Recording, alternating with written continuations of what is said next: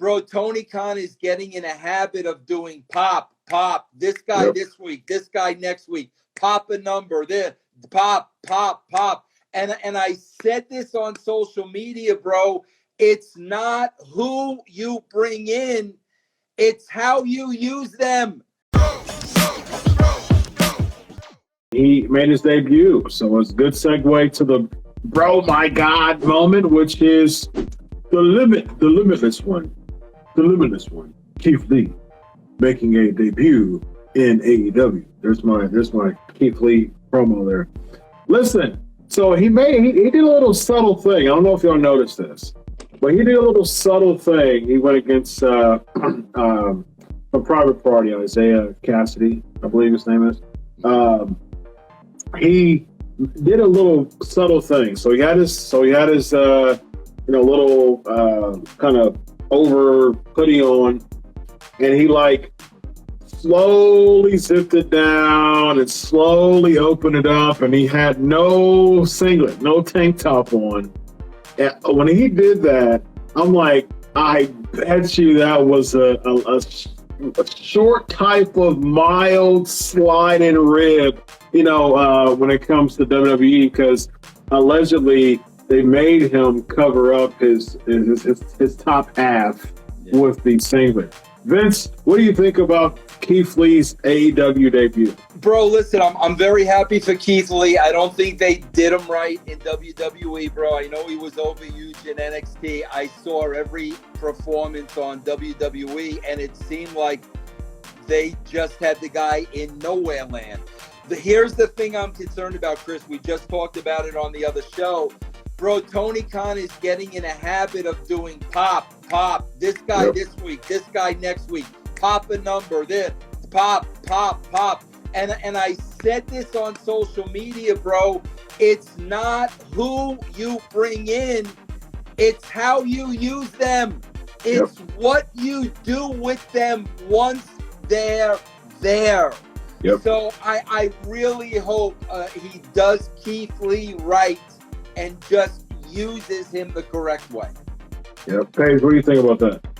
Well, first of all, I've always really liked him.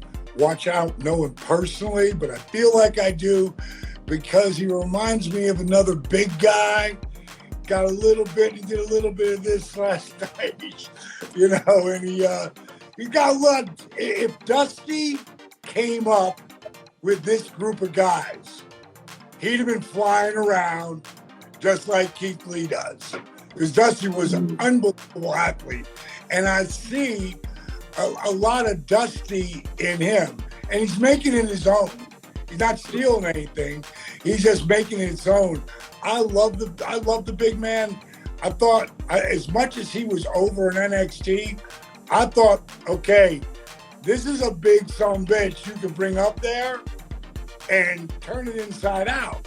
So they never used him, and for them to let him go, and the crowd, when NXT started, they were doing better pay-per-views, I thought, with the takeovers.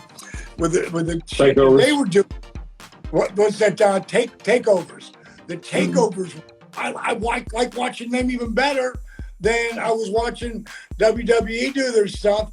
And then W came around, like that was their crowd because they had a really vocal crowd. And, that's where that whole war started, but never really got grounds.